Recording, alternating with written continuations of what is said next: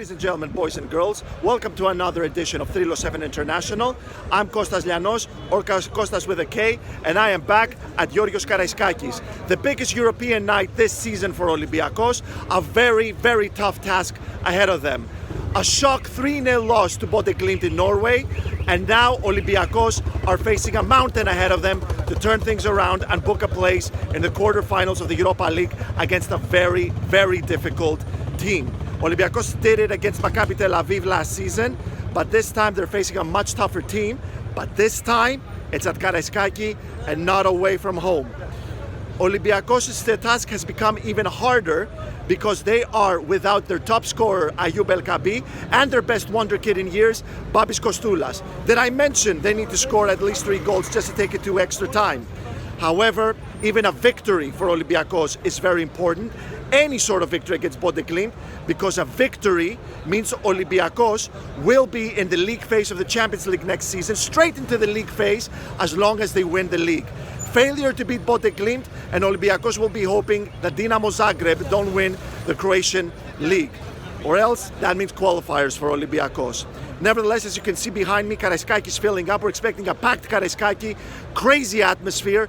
Olympiacos fans will be the 12 players, something Bodø Glimt are not used to in any way, shape or form, no matter how good they are. So let's go in and let's find out.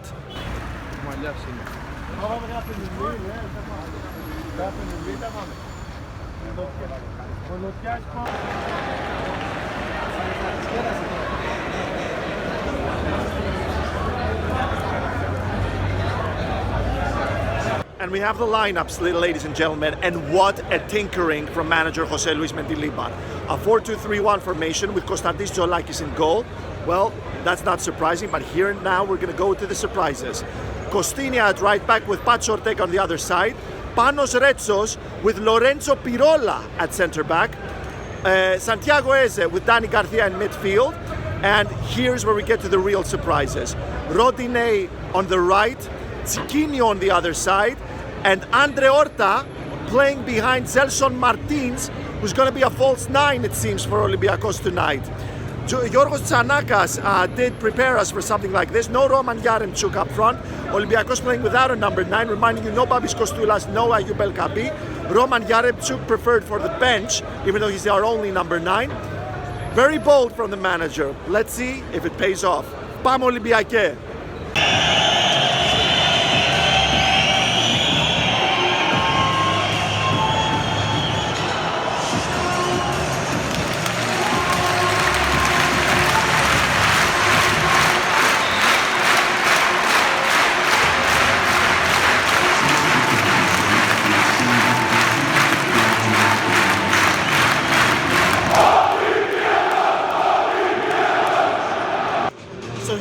Once more at Eurokinissi, taking my seat, getting ready, gearing up for Olympiacos' biggest European night this season. What do Olympiacos need?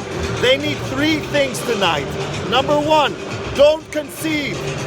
Number 2, make sure the first half ends with a score of 1-0 in favor of Olympiacos minimum. And number 3, don't concede.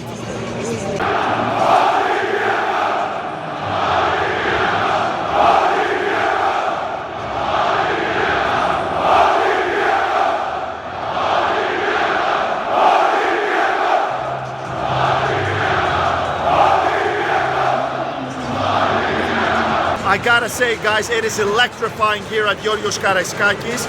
Everybody believes in Olympiacos turning things around and making it to the quarterfinals of the Europa League, a la Maccabi Tel Aviv.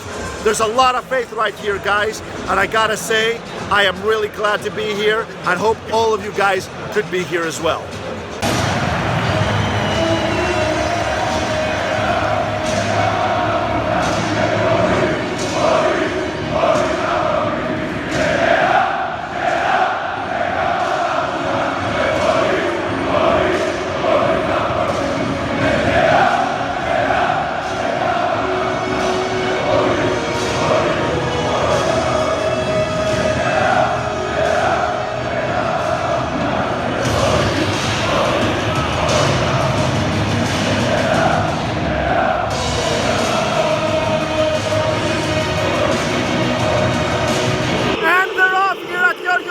Karaiskakis. As you can hear, Bodø Glimt got us all started. You can hear the cheers.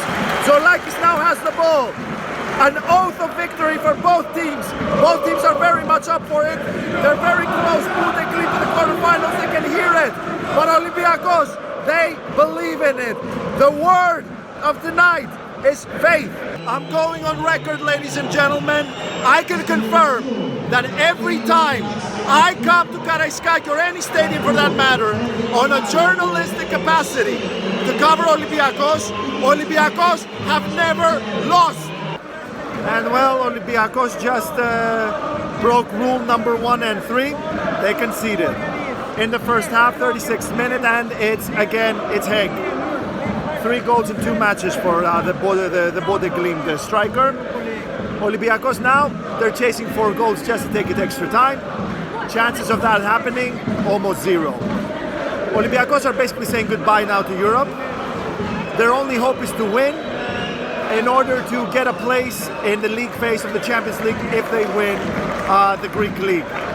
Olympiacos continuing their bad tradition with Norwegian teams. Rosenborg, Molde, and now Bodø Glimt. That's how it goes. And not only that, but Olympiacos continues its bad tradition by making strikers of Norwegian teams look good.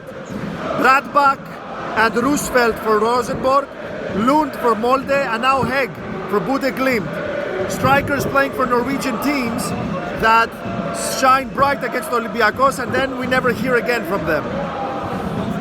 It is what it is. And that's halftime at Karaiskaki. Olympiacos, Bodø Glimt 0-1 with Heg's goal. Olympiacos are now chasing 4 goals in the next 45 minutes just to take it extra time. Chances of that happening. Olympiacos started really well. Nice high press. Really good opportunity with Chiquinho getting a shot in, but Haikin making a really good save. But after that, Olympiacos went a little slow. Bodø only had 1 good chance with Heg. They scored. Olympiacos haven't shown anything since that goal. They do seem rattled. And now realistically, Olympiacos won the victory just to save their Champions League hopes for next season. I don't know. Football has seen weirder things, but this Olympiacos side, they don't look capable of scoring 2 goals.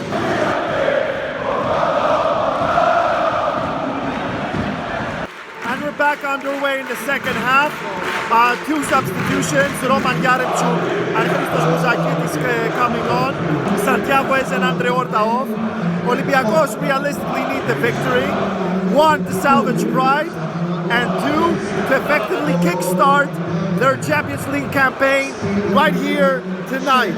I gotta say, the people, the fans have been fantastic tonight at Karaiskaki. They have not stopped cheering and cheering for their favorite team.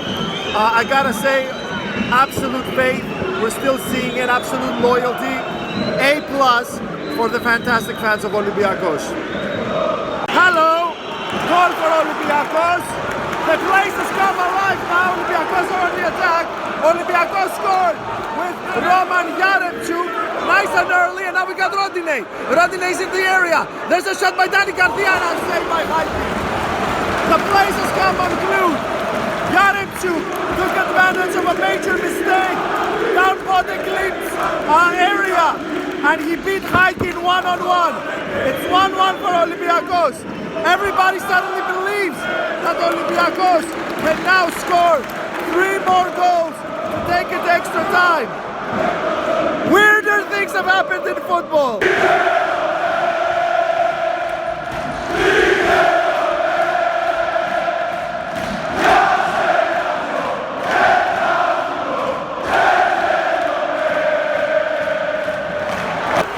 Penalty for Olympiacos! Penalty for Olympiacos! Berg brings Chiquinho down on the edge of the area, and it's only the hour mark. But that is only if Olympiacos score this. And so here we are, ladies and gentlemen, boys and girls, Rodinei against Haikin. Rodinei really needs to score this because A, we need to win, and B, Olympiacos' hopes suddenly rise dramatically for the most ridiculous comeback in the club's history. So it's Rodine versus Haikin. Haikin is a fantastic goalkeeper. He's shown it across both legs. God be with Rodine. God be with Rodine. God knows Olympiacos really need it. You can hear the stadium going nuts. I'm going nuts.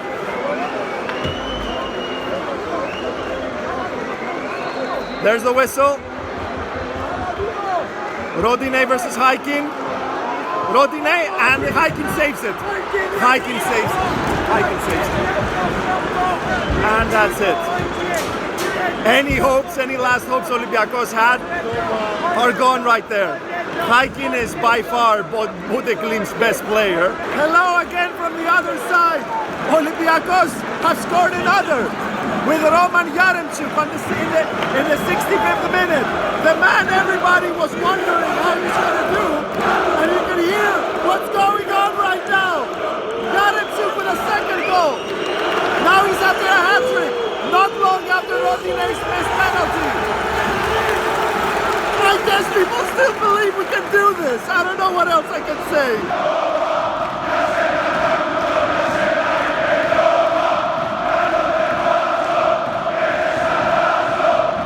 Last 5 minutes here at Karaiskaki. Some tired legs here on the pitch. Olympiacos still believe in it, especially the people, the fans. But time is running out. Bodø Glimt are doing their best to hold play, like they're doing right now, as you can hear from the jeers. I really hope their players are okay, because they're always down on the pitch, they're always injured. I really hope they're well, because I'm starting to get concerned. Olympiacos with 10 players right now. Kostas Lianos has been sent off. He was located high up on the pitch. Bodø Glimt got on a counter-attack. Zolakis fouled his opponent. Olympiacos now will play the last 2 minutes plus whatever stoppage time. Panos Retsos is going to be our goalkeeper now because Olympiacos are out of substitutions. This is going to be some intense final few minutes. The dream is ending, but the fans won't stop chanting for Olympiacos as we come close to full time. Full time here at Karaiskakis. Olympiacos had a mountain to climb, and in my opinion, they climbed it bravely. Everything was stacked against them pretty much. Olympiacos won 2-1. A big victory for Olympiacos because they are effectively sealing a place in the league phase at next season's Champions League if they win the Greek League. Only Rangers to worry about who are like 13 points away from Celtic who are leading the table. An incredible performance from the boys, all things considered. Roman Yaremchuk, the man we're all thinking, could he fill in Ayub Kapi's boots? He surely did, and now people are asking, should he have started instead of Gelson Martins as a false nine? Panos Retsos, very brave at the end, going in goal. Olympiacos fans in full swing today, absolute passion, absolute loyalty, absolute MVP tonight. Olympiacos should have done better against Bodø Glimt. They should have done better, but they leave with their head held high. The first match, I'm going to call it as a fluke because that was not the real Olympiacos, and they showed it tonight because they were still missing their best player. Right, guys, this is my sign-off for Thrylos 7 International. All in all, I'm actually proud of this team. Awful game in Norway. A lot of absences, of course. I don't really want to talk about the pitch, the plastic pitch. I do want to talk about how good Bodø Glimt really are, though. Despite all the diving today, which is a tactical plan, let's not forget about it. This is a team that's very disciplined, very attack-minded, players that know how to play together. Great work from Knudsen, the manager, Kjetil Knudsen. They deserve to be in the quarterfinals, in my opinion. Olympiacos deserved it as well. All in all, leave Rodine alone.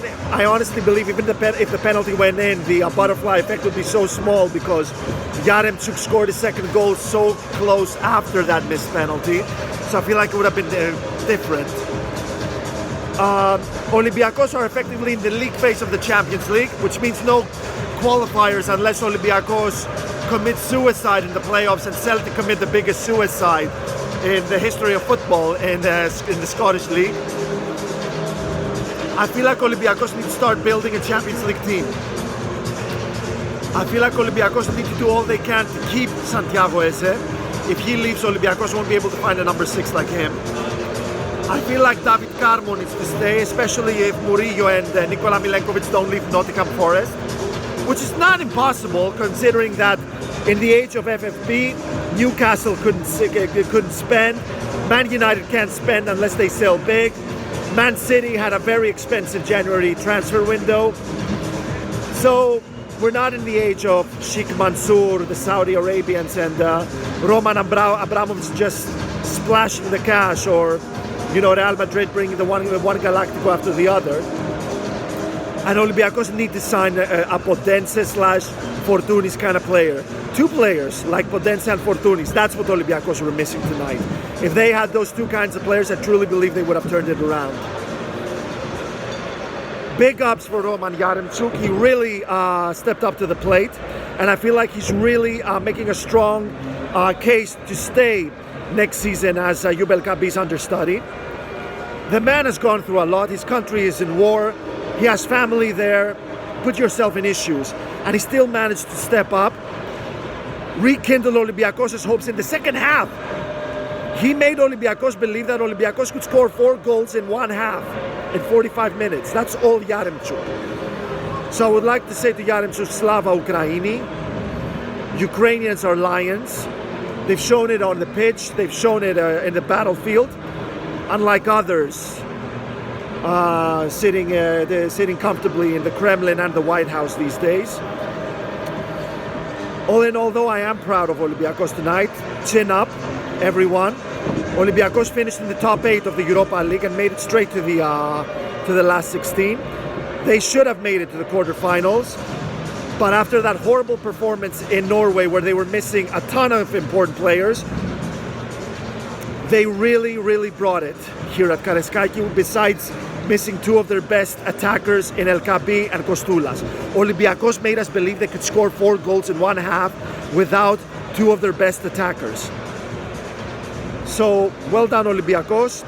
Now to win the double, and we're going to be there showing our support no matter what. Olympiacos τα εύκολα, Thrylos τα δύσκολα. Πάμε Ολυμπιακέ. And just a little reminder, my streak is still intact. Olympiacos never lose when I attend any stadium as a journalist. As a journalist, not a fan. Olympiacos never lose. Streak still goes on. So, in Kostas with a K, we trust. See you next season in the Champions League.